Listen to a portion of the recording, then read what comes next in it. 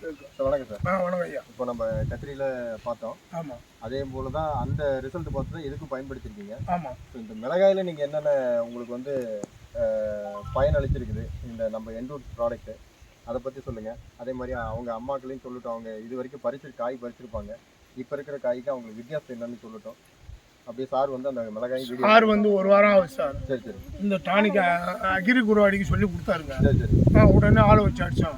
நல்லா தளர் அடிக்க சொல்லியிருந்தாரு. நாங்கள் நல்லா தண்ணி ஊற்றி நல்லா தாளாரமாக அடித்தோம். பின்னும் 6 லிட்டர் வாங்கி வாங்கின பிறகு அந்த செடி நல்லா கொஞ்சம் பசுமை கட்டி போச்சு. அதுக்கு முன்னாடி எப்படி இருந்துச்சு? கொஞ்சம் வெள்ளட வாசமாக உட்கார்ந்த மாதிரி இருந்தது. ஒரு சில செடி வெளுத்து போன மாதிரி இருந்துச்சு. அதெல்லாம் இப்போ ஒரே பசுமை வந்து பூரா பசுமையாக தான் இருக்கு. பசுமை இதில் முக்கியமாக என்னன்னா ஊடு பயிராக வச்சிருக்கீங்க. இது ஊடு பயிர் தான் சார் தண்ணியில். இது இப்போ வந்து தை மாதம் வச்சோம், ஜனவரியில். சரி சரி. இப்போ முடிகிற கண்டிஷன்ல எங்களுக்கு ஓரளவு ஈல்டு கொடுத்துருக்கு. இப்போ தான் விலையும் கூட விற்கிது. 60லேருந்து 70 ரூபா 80 ரூபா ரேட்டு விற்கிது. அதனால இப்போ தான் எங்களுக்கு பெனிஃபிட்டாக இருக்குது இந்த மிளகாயை பொறுத்த வரைக்கும். இப்போ இதில் இன்னொரு விஷயத்தையும் நான் சொல்ல வர்றேன். இந்த பயிரோடைய அந்த இலையெல்லாம் முதிர்ந்தது இல்லைங்களா?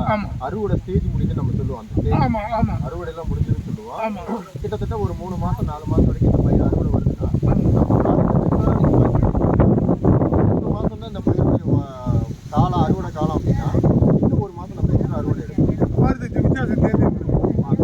அந்த செடி அறுவடை முடிஞ்சிட்டு நம்ம நினைக்கிற இடத்துல அப்போ நம்ம கீழே வந்து நம்ம ப்ராடக்ட்டை கொடுக்குறோம் அப்படின்னா இன்னும் 1 மாதம் அதிகமாக நம்ம வந்து அறுவடை செய்யணும். அடுத்த பிறகு பிஞ்சு ஊறி நல்லா காய் ஷைனிங்காக கொஞ்சம் நீட்டாக வந்துருக்கு.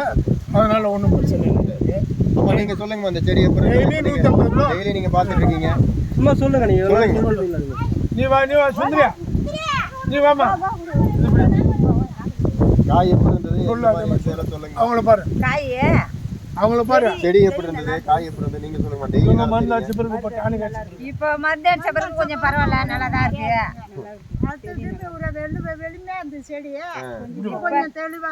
முன்னாடி வெளுத்து இருந்தது, இப்போ தெளிவா இருக்கு. எல்லாம் பூராமே காடு பூரா பசுமையா இருக்குங்களா? காடு பூரா பசுமையா இருக்கு. காய் திருப்தியா இருக்குங்களா? காய் எடுக்கிறதுக்கு இப்போ கொஞ்சம் நல்லா இருக்கு சார். ரொம்ப கவலைப்பட்டாங்க. ஆமா, நாங்களே அந்த கத்திரி தான் மோசமா இருக்கு சார். அது என்னன்னு பாருங்க சார். அதையும் பாத்துக்கோங்க. நாங்க மாத்திரம் அவர்